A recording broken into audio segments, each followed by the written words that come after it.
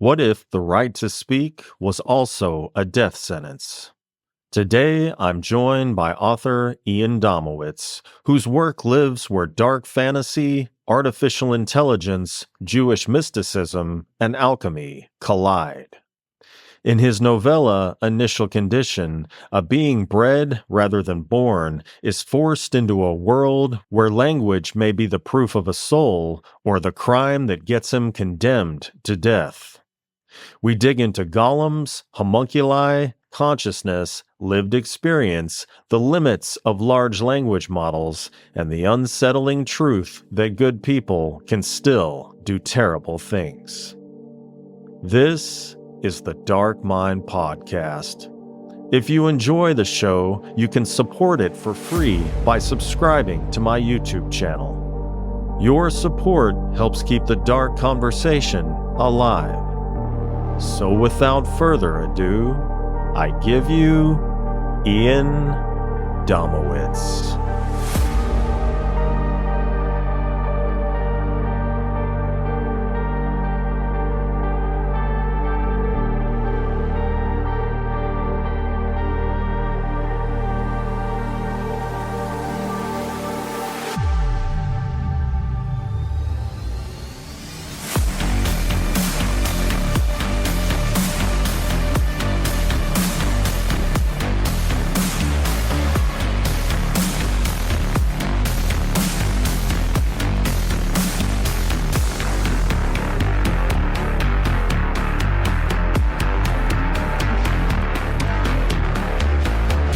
Ian, welcome to the show.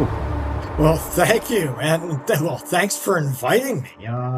It's really a pleasure to be here. And as I mentioned before the show started, it's most interesting for me to find people like you because I'm always looking for those interested in exploring sort of let's say, the philosophical aspects of dark side.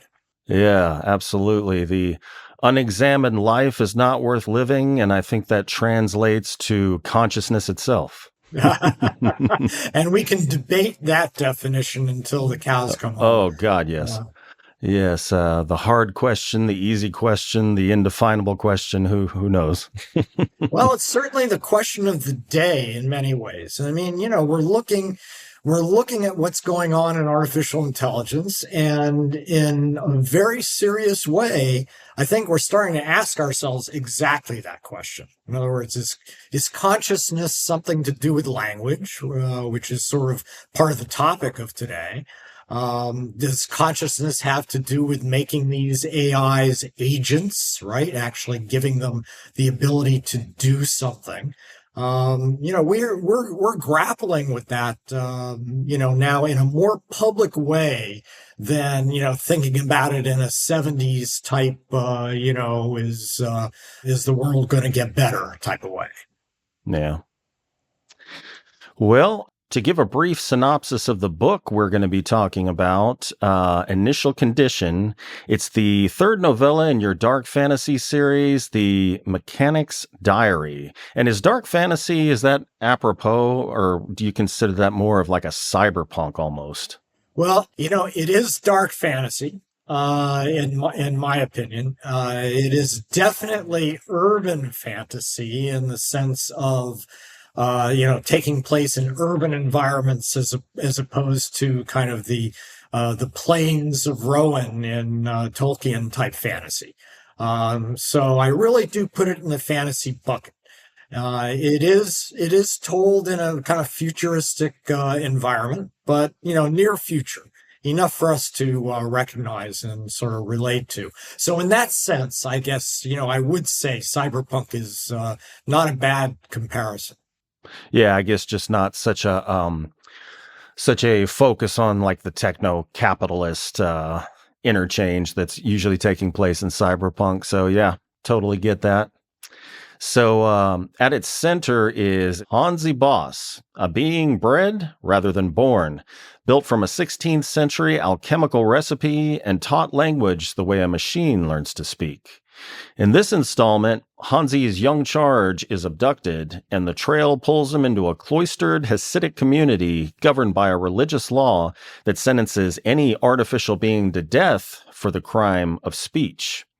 To survive inside it, he has to conceal the one thing that defines him, and that is where the story takes off. So, Jewish mysticism treats language as the mark of a living soul, not just a way of exchanging information. When you were writing Initial Condition, what did speech mean to you at that deeper level as evidence of a soul rather than a means of talking? Well, I guess the Jewish connection was natural enough because you're right. That's exactly the way Jewish mysticism views it.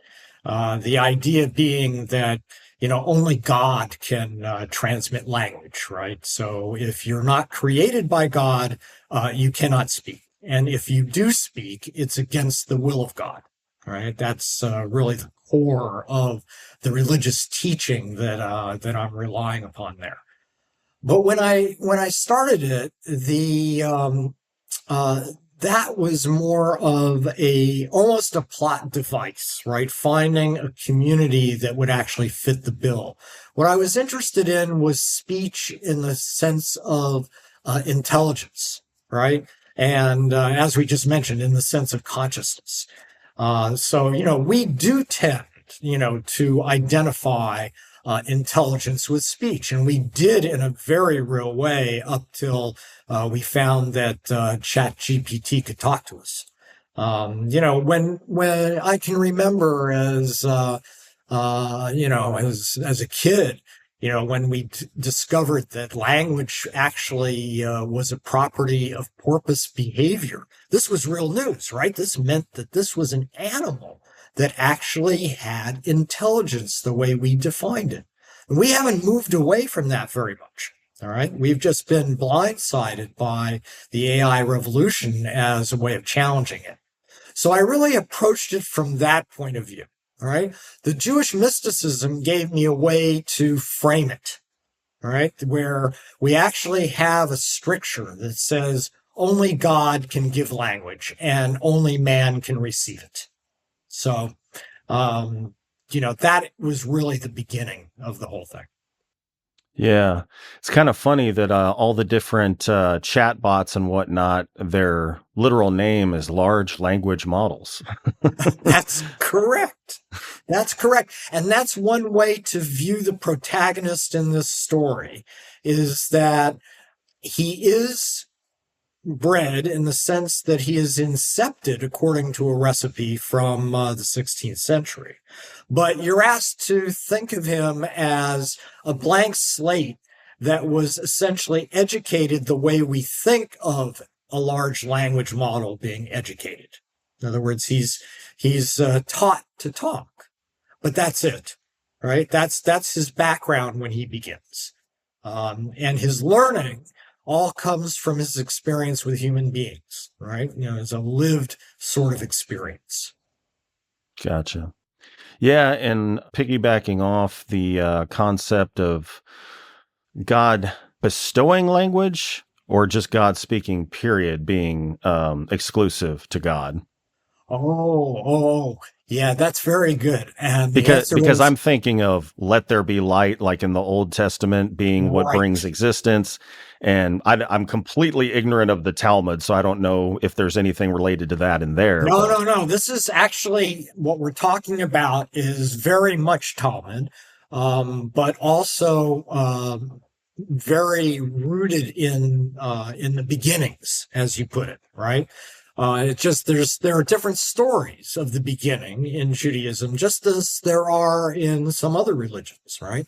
The story of the beginning that's not expressed in Genesis is expressed in a book that styles it quite differently, right, from the mystical point of view. Now, the answer to your question is straightforward, though. Whether God speaks or not, God endows man with language, right? And from the mystical Jewish point of view, full stop. In other words, that is the defining characteristic, if you like, right? That sets him aside. Now, why is that true? Because we would automatically think of, well, compare man to the ape or compare man to a vegetable. But that's not the comparison set. The comparison is to an artificial being. In other words, within Judaism, that concept exists. Okay? In other words, a being not made by God, but made by man, and, I'll step out here, intelligent. In other words, sentient. In the Jewish faith, that being is a golem, is created out of clay by a certain formula that was originally written about back around the 4th, 5th, 6th century. All right. Now, this is a concept that dates back to just after the birth of Christ. Within Judaism, there's sort of a historical thread to this. But in any case, Judaism allows this idea. Right now, for example, in artificial intelligence, the church is getting involved, both Catholic Church and other Christian faiths. What does that all mean? What is it all meaning? And that is a question that was settled, by Jews a long time ago. All right. So the comparison set is to this being. All right. Now, as man is different than the golem. The golem thinks, right? But the golem doesn't speak. And that separates man from his artificial creation. So you've described in the book the homunculus and the golem as two different answers to the same human question about made beings. What does putting them into the same room let you say that neither figure could say alone? And can you give a bit of an explanation about the homunculus? Because I don't know that I really grasped the entire concept. And yeah, obviously no, that's absolutely fair. And, as you probably know, one of the harder things about writing a series like this is kind of keeping the basic idea fresh. And reminding the reader without boring them what's going on with homunculus. Oh, well, yeah, and that's me as well. I have not read the first two. Sure, yeah. Sure. So here's the basic idea. We just talked about the golem. All right, so a golem can be created through a combination of let's just call it mystical teachings and clay. Right, from which you can create an artificial being that actually can think. All right, this being thinks, but it's kind of stupid, right? It's a servant. It learns slowly. It gets distressed easily, right? It gets out of control and often has to be put down, quite literally. In the 11th century, a Catholic convert decided that the notion of such an artificial being, not called the golem anymore, because now we're talking about the Catholics, should be added to the ladder of life. In other words, that there was such a thing as a being created by man, not created by God, that surprisingly sat at the right hand of God. Now, this guy was a little bit crazy, and he almost got made a saint. His name was Lull. He's now called Blessed Lull. I guess you need more than one miracle to become a saint these days. But now we're going to flash forward to the 16th century, and a man who is actually fairly well known in medicine, of all things, by the name of Paracelsus. Now, Paracelsus was a doctor. He was a doctor a bit at odds with his Catholic Church, right? But he bought into this idea of an artificial being. And he actually wrote and claimed to have produced homunculus via a formula, all right, that basically involved marrying male sperm with a special type of blood. All right, and putrefying this. All right, the details are a little gruesome, and I love them, but they're a little irrelevant. The idea being that from sperm and blood, you could create this being called a homunculus who would come full formed, right, as something I characterize as an 11 or 12-year-old teenager into the world. Now, Paracelsus wrote about his creation, And he claimed that these were fantastic beings, that they were human or humanoid, and that they didn't require much in the way of learning about what he called the art. Right? He was big on this thing called the art. And the art to him was really the art of living. And he ascribed perfection of that art the way any alchemist would. In other words, coming to grips with the duality of spiritual world and real world. And his homunculi fit into that paradigm. In other words, they were born into it, they were born of it, therefore they understood it and had little to learn. All right. In that sense, they were almost super creatures. They had second sight and great strength. Hanzi Boss was created that way originally. In other words, not by Paracelsus. In other words, this is not a being that's lived since the 16th century, but by the same formula. Okay. So, unlike the golem, it has different attributes. And as far as the storyline is concerned, but consistent, I would say, with Paracelsus, I teach the homunculus to speak. And once the homunculus learns that, he goes out into the world, and everything else he learns is from human interaction. Okay.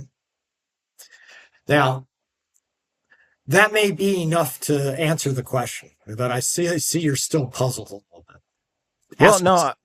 I mean, so the golem, excuse me, is made completely separate from any sort of biological connection with humans, but it sounds like the homunculi, I mean, sperm and blood, as you said, is kind of a hybrid, like with attributes accelerated to the point of being superhuman.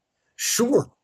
But I'm not this is not a superhero movie, right? Yeah. No, when you said like second sight. You're absolutely right. And there are little bits here and there where our homunculus discovers that Paracelsus was a little bit optimistic, okay, about his prognostication concerning his own invention. Yeah. But now I can essentially answer what you can get out of these different creatures being in the same room. The golem is a servant, right? A homunculus is trying to figure out what his purpose is, right? Notice these are two different types of creatures. The golem has no, let's say, ambition to learn except to please his master, if that, because they get out of control, at least according to Jewish lore. Whereas the homunculus is finding his way through life and learning from humans as a human. In other words, the fact that the homunculus can pass amongst humans for a human is intensely important to the story, right? And Hanzi Boss guards that jealously, all right, knows his true nature. And the nature of his wards, because there are others involved. We have one character that's trying to learn about his environment, and another that is trying to exist. We have one character who gets called into life, maybe not often, but continuously since the 6th century, and another one who's going to live a perfectly normal life. We have different motivations, right? And most importantly, from the pure storytelling point, we have the basis of, of enemies to friends, right? In other words, what's the relationship between two beings that have not been created by God? Notice, how would they even interact? How would you think about that? What do they bring out in each other? What can Hanzi Boss discover about the golem? Can he learn anything from the golem? Or vice versa? Right? So putting them in the same room gives me two artificial intelligences with very different backgrounds, right? Very different capabilities. And I mean that both in a spiritual and in a physical sense. Gotcha. Well, so you've singled out a line in the book about being capable of condemning the living for the crime of existence. What were you reaching for when you wrote that, and why does it feel like the key to the whole novella? Man, I am so glad that you caught that. I got to admit that I put it out there. It is absolutely, in my mind, the key to the book, right? See, first of all, I have to admit something, first of all. I mean, I write these things in large part to tell the story, right? I'm really interested in the story. But I like layered stories, all right, where the layering is thematic, right? I like futures to be a little bit more conceptual than, technological, let's say. But this is a case where it's a crime to exist, right? You could condemn the living for the crime to exist. I mean, it covers so many bases in my mind. I mean, it starts with in the story, with the idea that you could condemn Hanzi Boss, this homunculus, to death, right, for the crime of speech. But by definition, his existence is founded on speech. It's founded on language. So you are condemning the living for the crime of existence, right? Viewed larger over this guy's family, you start to get the idea that, killing off people for the crime of language is like genocide, right? I mean, that's got a very strong, thematic line in the book. But keep in mind something that you haven't mentioned, except perhaps, by allusion. This is a book about good people that sometimes do really bad things, right? There are a couple of subplots of that type, as well as the main one. Our antagonist, in some ways, is a rabbi. This rabbi is presiding over a community he loves and cherishes and has managed. It's a sanctuary community. It gathers in immigrants. It cares for its poor, right? It looks after itself. He's a very good man doing a very bad thing for a reason that he believes is absolutely crystal clear, and that is the Word of God. Okay. So I was thinking along those lines as well. All right. In other words, under what circumstances can you possibly condemn someone for the crime of living? So this is my way of getting at it. And, like I say, the end result is good people doing bad things sometimes. I won't give away the subplots that reinforce that, because at some point we get into spoilers. But it's something that certainly crops up, and I'm glad you caught it. We'll just say to the listeners at home, the morally gray exists overwhelmingly. Yes.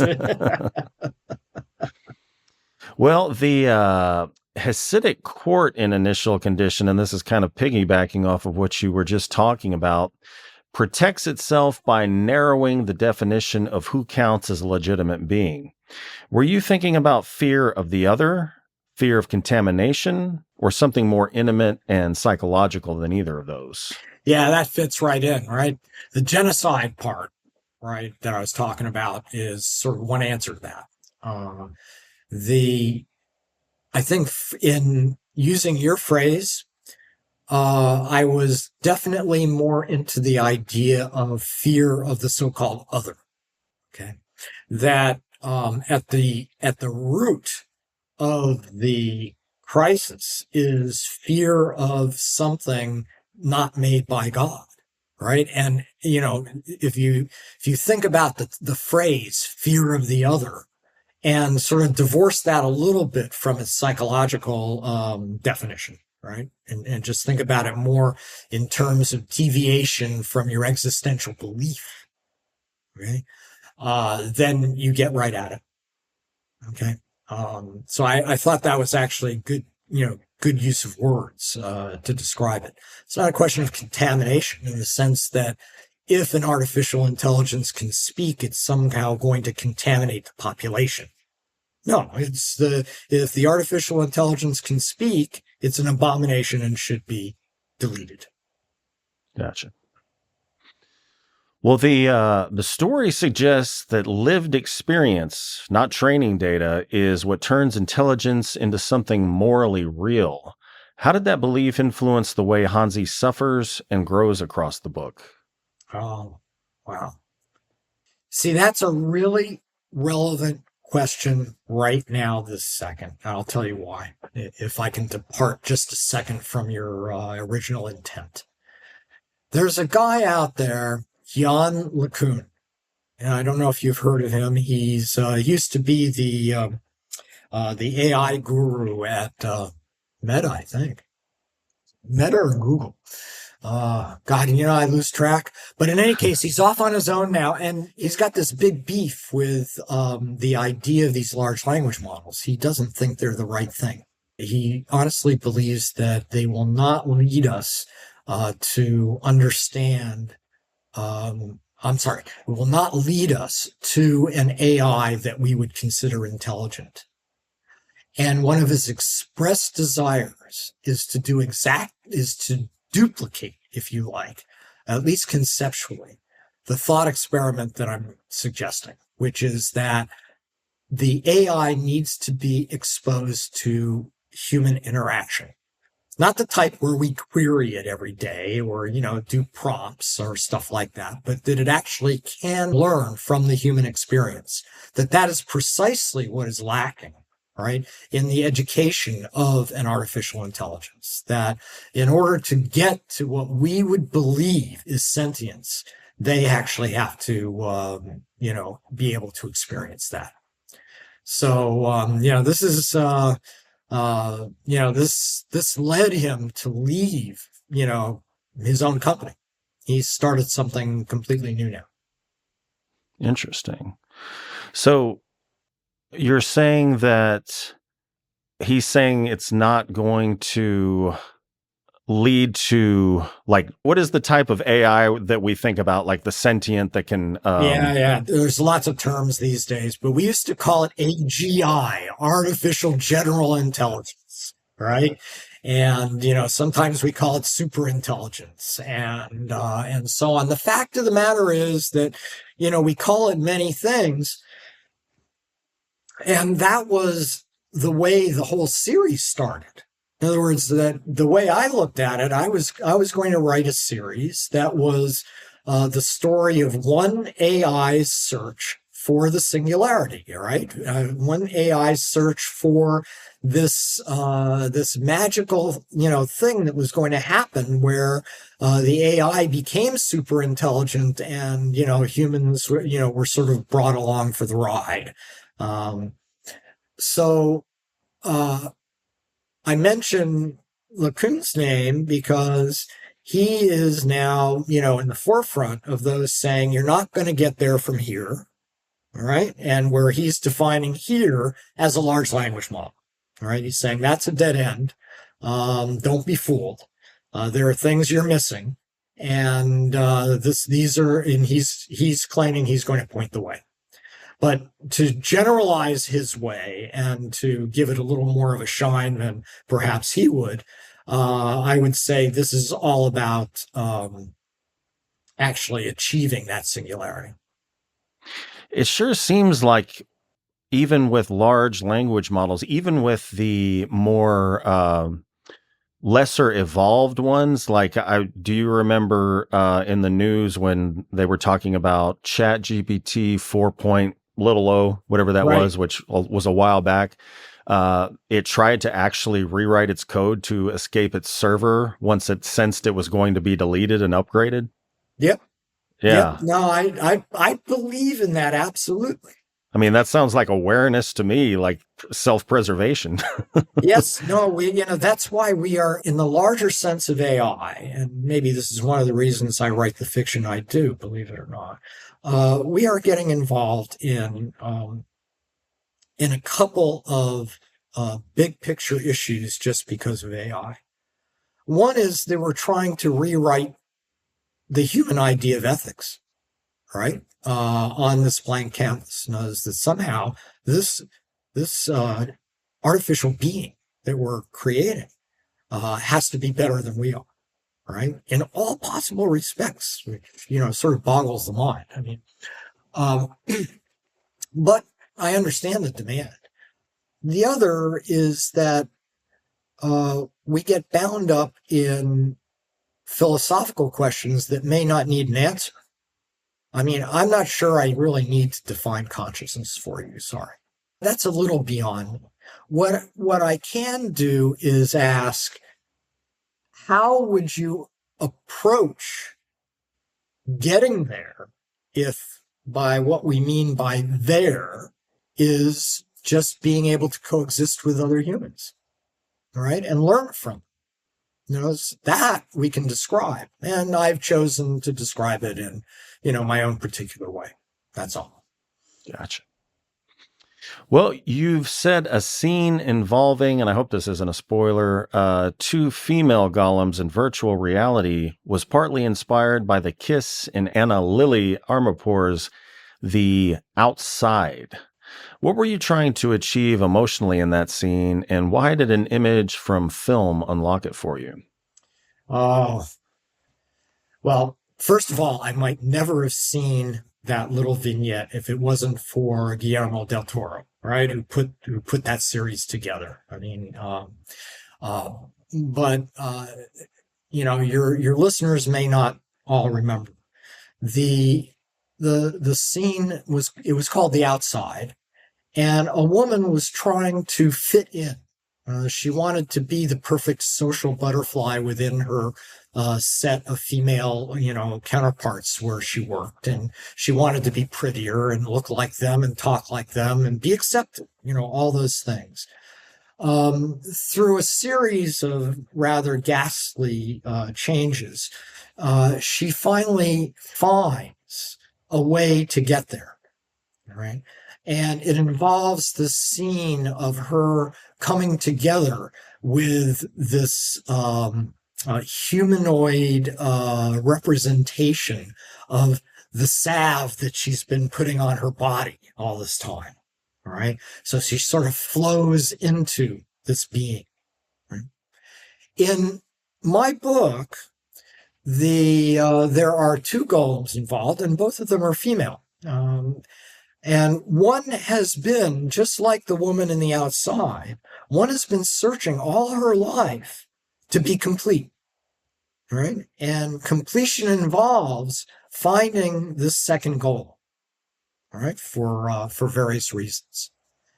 And the scene is where they first meet, where these golems finally meet. One deeply desiring to be there, and the other wanting her to be there, let's say. All right.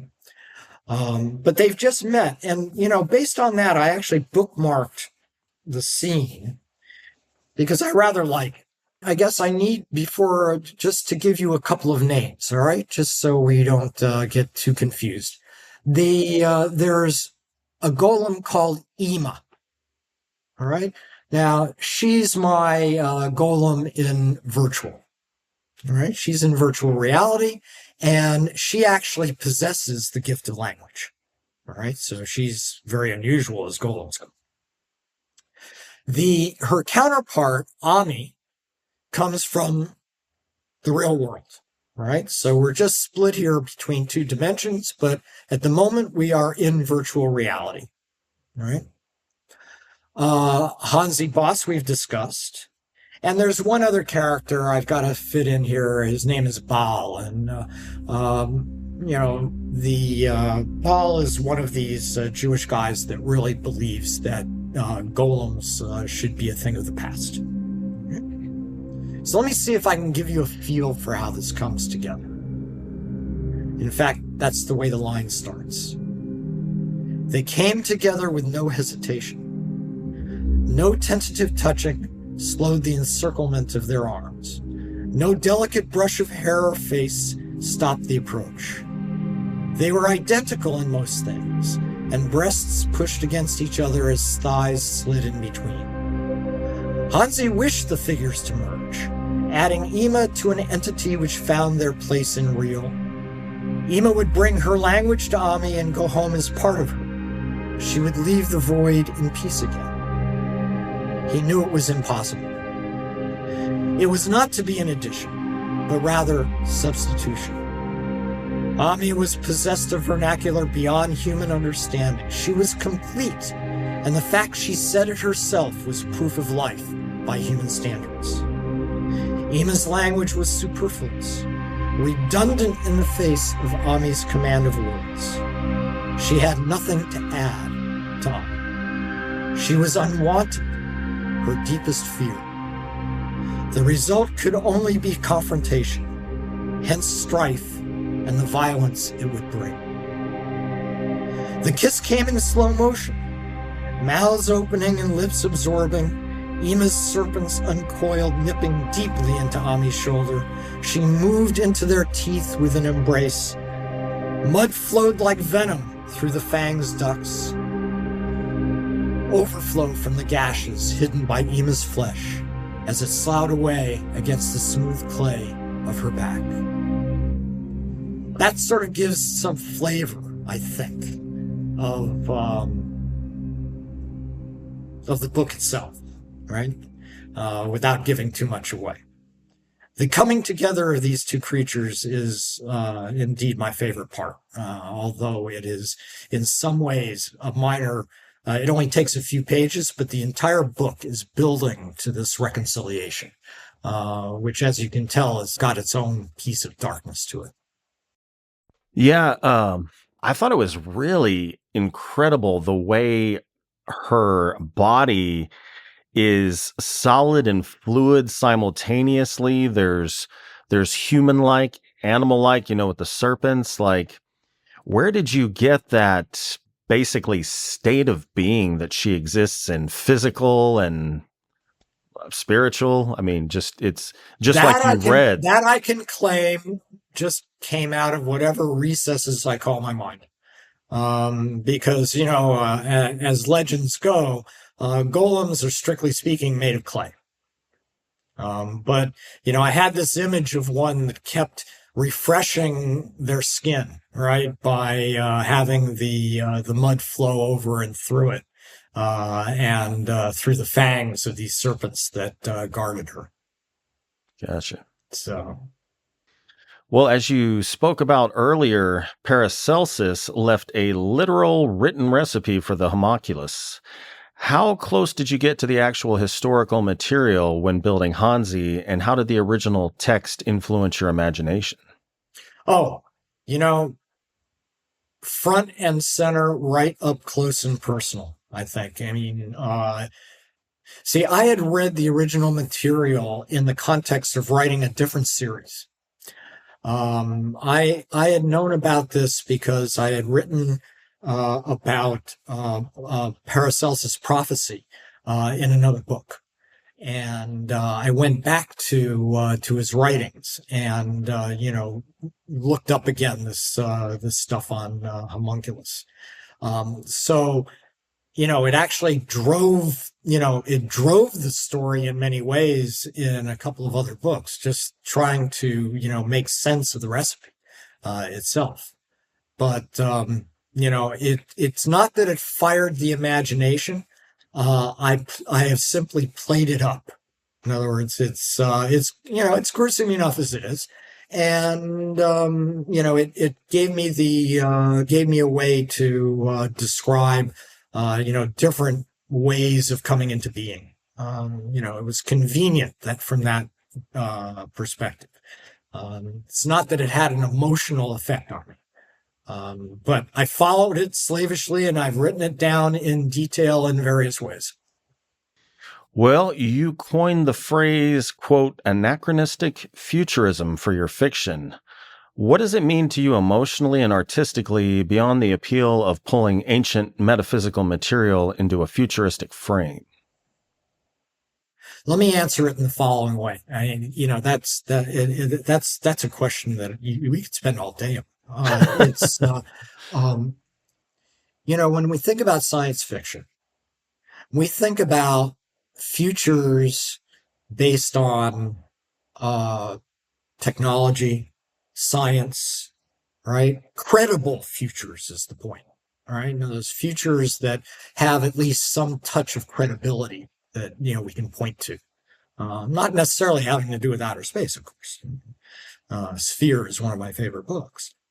When we think about fantasy, we usually take the wraps off, right? In other words, there is nothing that really grounds our image, right? Our world building. It can be as phantasmagorical as we want. We just sort of make it up as we go, right? There's no guardrails. There's no, nothing we can point to, right? And overarching those two is kind of what we usually call speculative fiction. By bringing the past into the future the way I do, I am giving my version of fantasy the analog of the credible forecasting of technology. Okay? In other words, my golem, I can say, oh, well, that's credible. Why? Because the Jews believe in it. Right? Now, who knows whether that's true, right? It happened a long time ago, but it's documented, right? We can use it as a touch point. How about the homunculus? Well, same idea, right? Now I can imagine this type of being, but it's not just, something, it's not an elf I created just because I like the idea of elves and Tolkien stories, right? This has character from the past. It's got a background from the past. It's like a piece of science. In fact, Paracelsus would have considered it a piece of science in the sense of it being a piece of alchemy. I mentioned this guy Lull of the 11th century. Well, there you just have the notion that man can create an artificial being not made by God and get away with it. All right. So that gives us a credible future of man creating artificial beings. So I have my analog of technology and science, you see. And all of a sudden my fantasy has structure, if you like, that, doesn't ordinarily appear. And everybody creates some kind of structure in the world building, right? I like mine from the past because it carries all sorts of baggage. And, baggage is great. If you don't like it, make it part of the antagonist. If you do like it, make it part of the hero. Let's see how these things play off against each other, but in a future. Now, we haven't discussed very much about the future that's in Hanzi Boss's world, right? It's actually a very simplistic one that just allows for the notion of a metaversal reality, right? Which is nothing new. The idea that there can be a virtual reality and you can have part of your life played out there. Right? That's as far as the future really goes. But I get my credibility from the past. And I like that. It makes me feel comfortable, right? In the same way as a hard science guy, say, feels comfortable because he can conjecture that there's going to be a laser ray that can get all the way to Omega just because we have a laser ray that can get to the moon. But, as a practical matter, I think that it also presents the reader with just a little bit of a paradox in there. I find paradoxes are great, right? Something that's just not quite meshing, something that's ironic. So a piece of ancient technology being important in future applications, right, is ironic to me. And I like that. Yeah, I don't know if this would qualify as a paradox or not, but something that always drives me nuts is when I get to the point where I'm just like completely epistemologically nihilistic about everything. I'm like, you know what? There's no absolutes. There's no absolute statements, nothing. Well, I'm making an absolute statement. So Mhm. I don't know if that's considered a paradox, but definitely something that doesn't mesh and just completely drives me psychologically crazy. Yeah, but that's how you want, if you think about it from the point of view of a writer, that's exactly what you want. You want to drive people just a little bit crazy, right? You want them, I really do believe in Stephen King's idea of telepathy that way. Is that the writer is trying to develop something in the reader, right? And, get something across. And that's part of that. Well, listeners at home, it is a great book. Ian, also, it is a great book. I'm making that statement to you as well. Thank you. But listeners at home, buy it, read it, review it, and for the love of God, don't spoil it. But I did go back and do a little research on some of your previous work, and you have the Getz Parker series, which gives you a neurodivergent detective paired with an AI more concerned with his mental health than with solving cases. So, what did that pairing let you explore about the mind, reality, and who gets to define both? I have to tell you where that came from in the first place, you see. Alrighty.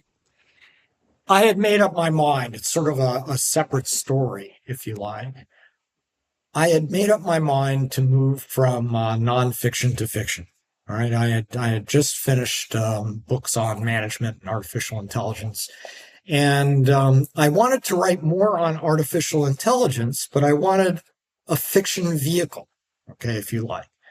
And I was not in the mood, let's put it that way, to try to write like another AI disaster story. So I wanted to actually look at artificial intelligence, from a different perspective.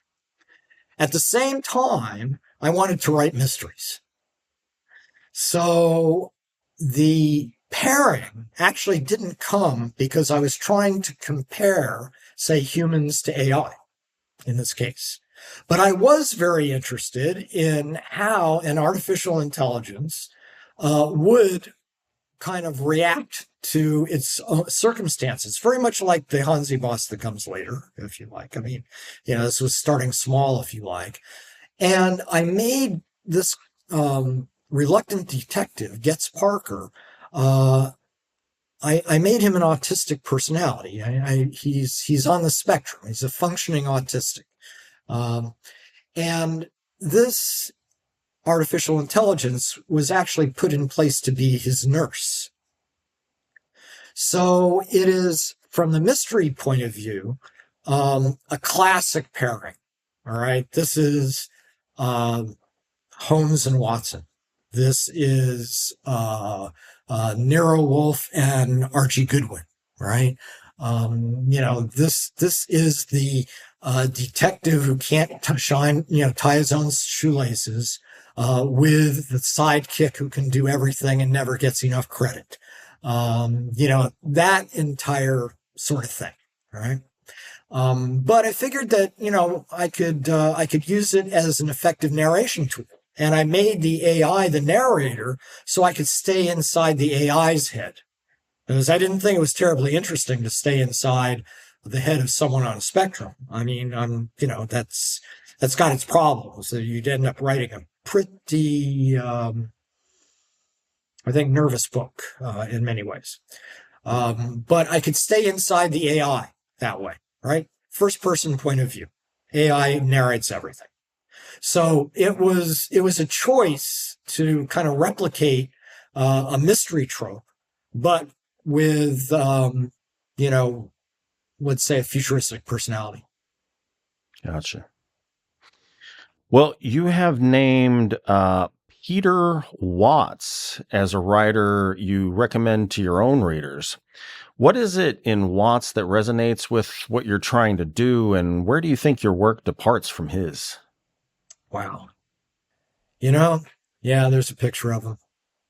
Passed away last year, I think. Really?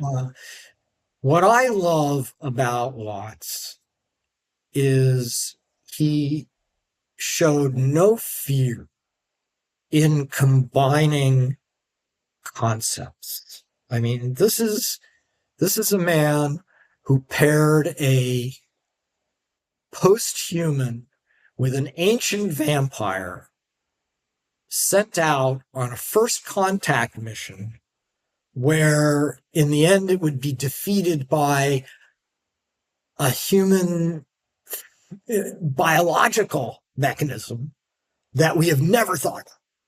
I mean, this guy combined all of that, right, into one science fiction fantasy.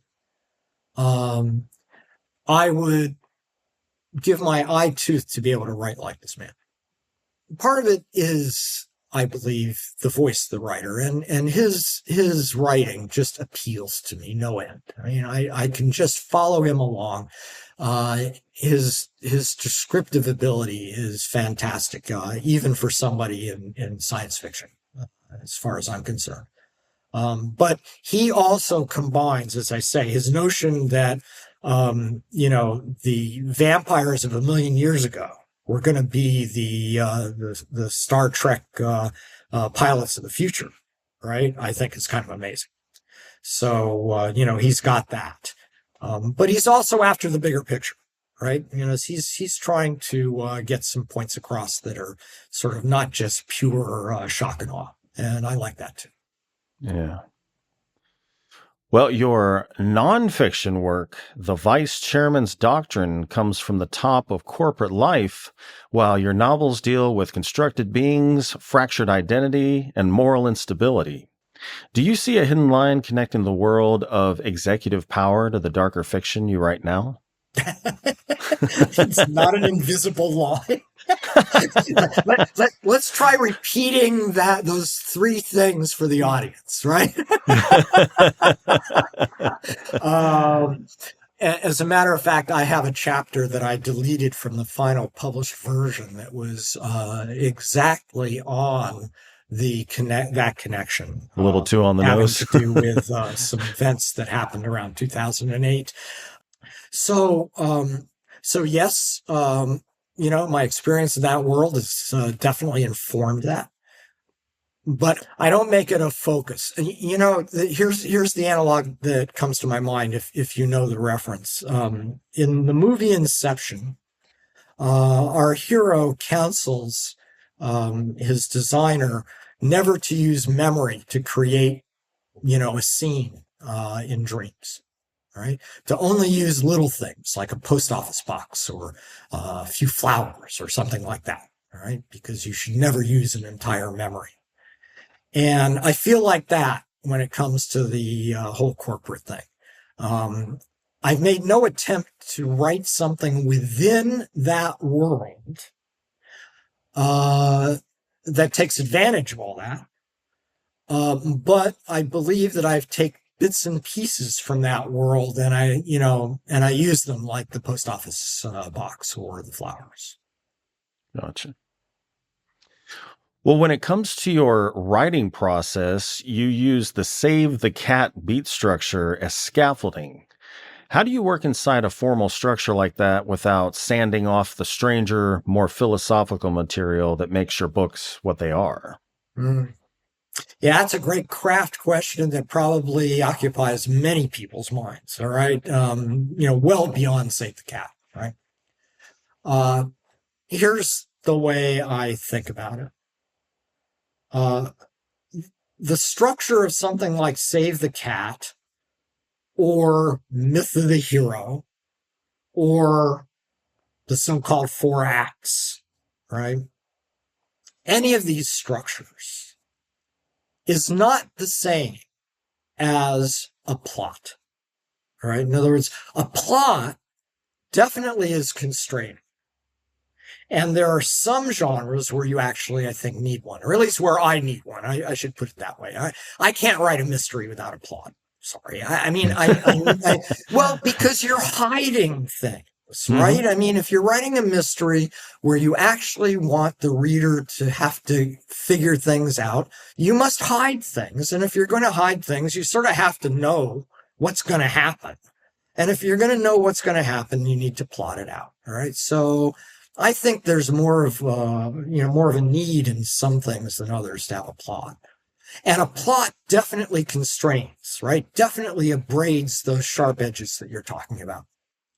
But the discipline of saying, hey, in this area of the book, you should be having fun with your concept. And in this area of the book, you should be showing bad guys kind of closing in. And in this area of the book, there should be a turn, right? That's not plotting to me, all right? There's just discipline involved. And I feel comfortable within the discipline.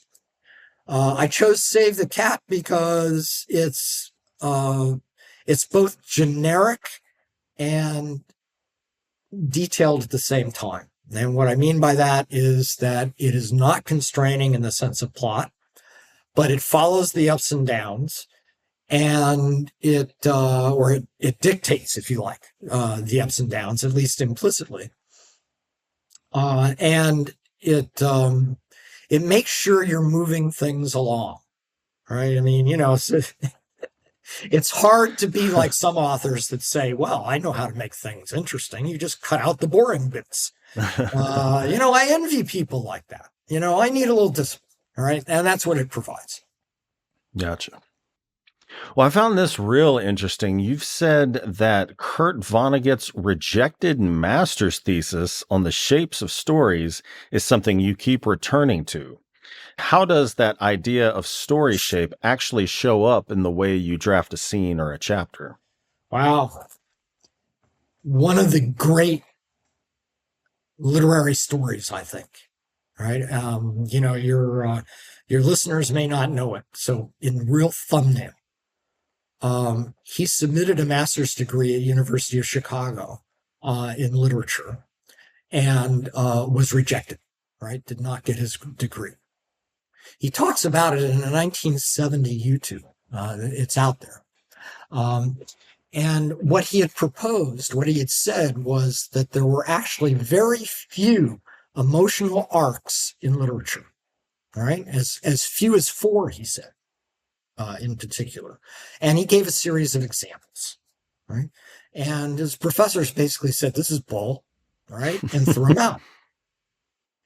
Now, before I answer your question, I will tell you that many years later, in fact, not so long ago, mid-20 teens, a research group actually digitized a ton of books and searched for exactly this, right? In other words, can they find commonality in the emotional arcs of stories? And they found that there were 6 of them. That was it, right? So I'll give you an example of an arc, a really simple one. Protagonist starts at the top of the world, and when he's done, he's dead, buried, and his fortune is lost. All right? The whole story is a decline, right? We could have a story arc like, well, start poor, end poor, but, be rich in the middle, right? And things like that. But, without trying to draw them for you, the researchers found 6 of these, right? Vonnegut had said 4. Vonnegut didn't have a computer, right? And no one believed him anyway. Now, I sort of believe in that. And the way it gets used does show up in other craft things, but under a very different rubric. So, we talked about Save the Cat. So, for example, that guy is Blake Snyder. So Blake Snyder says that every chapter, right, every scene has to either start with a plus on the emotional side and end with a minus, or vice versa. Right? Okay, so he's just described one emotional arc, right? There are 2. You can start at the top and end at the bottom. You can start at the bottom and end at the top. And he doesn't have a lot of them in there because, maybe a chapter's kind of short. Who knows why he says it that way. There's a guy out there right now, I get his emails every day, by the name of Tim Grahl. All right. This is not speaking badly of Mr. Grahl. He's selling how to write a book. Okay. And he describes a process that basically lays out these emotional arcs within scenes. Right? That's what he's teaching. He's teaching how to build the emotional arc so that you actually get a complete one within a scene. All right? He wants every scene to be like that. And from that, every chapter is going to be like that. And from that, the book will be like that. Right? That's the philosophy of learning how to write, according to him. It's obviously very different than a Stephen King who thinks he should read a lot and write a lot. Right? So, like I say, this is not a question of bad or good. It's an answer to your question, so that even the craft guys, although they may not call it the same thing and they don't reference Vonnegut, they're fundamentally applying those ideas to the level of scenes and chapters and in the end in books. Right. So I would say that, it should be in your mind to do that. Right. It doesn't really matter. It doesn't have to be from the top down. It can be up, down, up, down. It doesn't matter so long as you get that arc, right, in every scene. Gotcha. And this is kind of a strange question. You've said publicly that you will not use generative AI in your fiction. And I understand, like, I did a book trailer for an author friend of mine, and she was very clear. She was like, this synopsis is for your eyes only, because I guess, they get out to people, they throw them in a chat bot and spit, Sure. some kind of slop out. So were you referring to in that way, or were you referring to using it as a tool? And, especially since your books, seem to focus on this fascination with AI, what is the thing you want to protect the most by not doing that? If I have to answer it the way you phrased it, I'd say the thing I'm protecting the most is my own integrity as a writer. Gotcha. I think in this day and age, people will consume what they want, and there's an enormous amount and growing of, AI stuff, whether it's slop or not. It's out there. I mean, I don't want to be part of that. I don't want to be thought of as part of that. I remember, let me, you said in the early days of the large language models, and you mentioned, Chat GPT 4.0. Before that, there was actually earlier, right? And I remember a woman being quoted, a romance type, being quoted as saying that, in those days, with the help of AI as it was, she would finish, she would write a book every 9 weeks. Now, that was light speed back then, right? And her defense was, well, the plot is mine, the characters are mine. I mean, what do I care about the words? Well, I care about the words, right? And, I don't want AI making those choices for me, and I'll put up with the rough edges, so to speak. I don't want to be characterized as someone who writes that way. Now, do I use AI tools? Well, of course. Come on. I mean, it's turning into a great search engine. You just, you want to do a search for something complicated, use one of the AIs. I mean, they're good for some things. And I've written extensively on it. It's, it's fine. I just don't want to be one. And I want to be known as someone who doesn't write that way. Yeah, the analogy I guess I use is there's all sorts of really bad for you processed food, but Yes. people still eat it. But then there are some people that prefer organic. That's right. And it depends on what you think the writer is supposed to do. I mean, I'll give you an extreme example. All right. Ernest Hemingway once said, "It's really easy to write. You sit down at the typewriter and bleed." Now, if you believe writing involves that type of emotional output, you cannot possibly use AI. Right? I'm not saying I do, but I'm saying that there is a school of thought that says the writer is communicating at that level, and that cannot be done by anyone except the writer. Yeah, it's just like, I don't know if you remember it or not, but during the SAG, Screen Actors Guild, right? Mm-hmm. During the strike, one of the poster board signs that really got a lot of coverage was AI didn't have a bad childhood. And as much as I hate to say it, people with the worst upbringings are some of the most creative people and can create the most dark subject matter. Like, I guarantee you, the people that wrote Breaking Bad or House of Cards, and maybe not all of them, but I imagine a fair amount of them didn't have a squeaky, happy, upbringing. Try Rick and Morty. Rick and Morty? Yeah. Have you never seen Rick and Morty?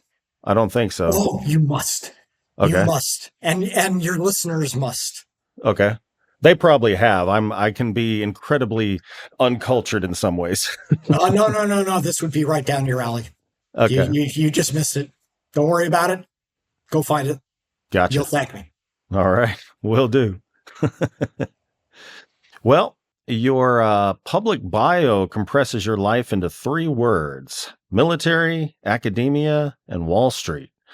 Looking back now, which of those worlds most deeply influenced your understanding of human nature, and how did that understanding find its way into fiction?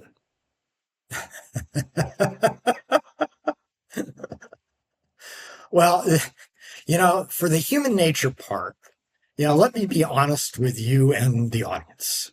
I'm an old guy. Okay. So, there's just value. I really think there's just value in, having absorbed some of this stuff and, how you metabolize it, how it metastasizes in you, has got to be interesting. What I really learned from going across these disciplines, because, it's kind of funny. I've only changed jobs in a sense once in my life. I only change careers. And, or I should say, when I change a job, I change a career. That's probably a better way of looking at it. But what all these careers have told me that does find its way into the books. And I find it sometimes hard to separate, or at least when I started out, especially when I was writing the mysteries, is that all of these careers separated life into 2. There was always a duality. There's what the business is and what is the business. So let me give you the examples. There's the business of trading, and there's the trading business. All right. The business of trading is how to trade, how to make money. The trading business is how to run a business and how to keep it. All right. It's actually running a business, any corporation, Jimmy Diamond. Okay. Whatever. There's the academic business and the business of academics. Well, the business of academics is research and teaching, and professors do that. The academic business is run by the university. How do you pay for it all? Right? You can say the same thing about the military, right? Or at least the branches. I was in kind of the intelligence complex, if you like. And so there was an analog there too. And I have to remind myself of that because when you write, or at least when I write, I'm very tempted to get into the business of it. All right. And that never goes well for me. I mean, it's not that I don't know it. I know it very well, but it turns into exposition for the reader and I have to kind of go back on myself.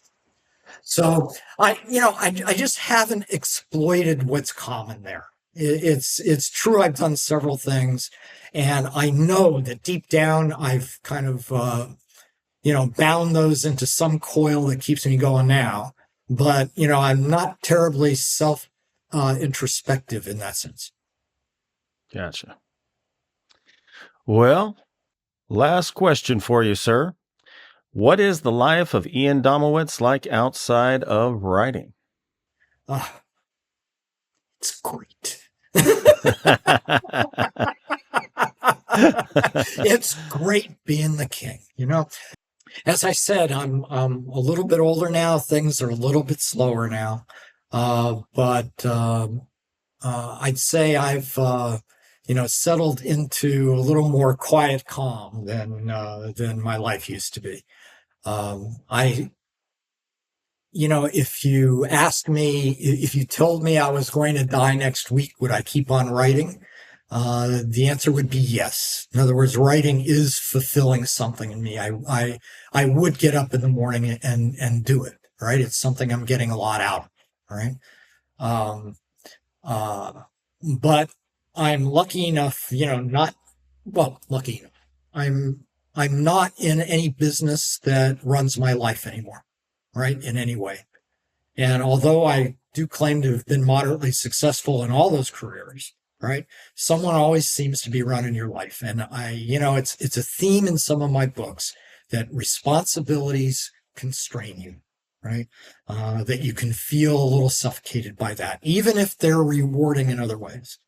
And so I've been kind of shifting my responsibilities away little by little, and I've come to actually like the result. I think that's what life is right now. And me and my dogs. I have a thing for my dogs. Yeah. All right. Sounds good. Well, Ian, it has been a pleasure talking with you. All right. And you too. It's rather than go play by play through a book, it's great to talk about concept. And, I really hope your listeners believe that as well. Absolutely. So as we bring the show to a close, is there anything you'd like to plug, reiterate, or let your readers know about? Well, letting the readers know that the book is there. Please buy it, frankly. There is a new one just out called Artificial Condition, where Hanzi Boss meets more of an AI that you would think about from a technology point of view. And, the project is a full-length novel that really goes full bore into what fantasy can actually be uncovered in, the old notion of metaversal reality. So I'm going to continue on this for a little while and see where it goes. Awesome. All right. Well, listeners at home, all links are in the description. And Ian, thank you again for joining me. All right. Good day now. Thank you. And thank you to everyone who tuned in. If you enjoyed today's episode, please be sure to like, share, and subscribe to my YouTube channel. Be sure to tune in next Tuesday for a new episode featuring the best and brightest authors and filmmakers of dark literature and film. So until then, stay healthy, stay sane, and as always, thank you for listening. See you next time.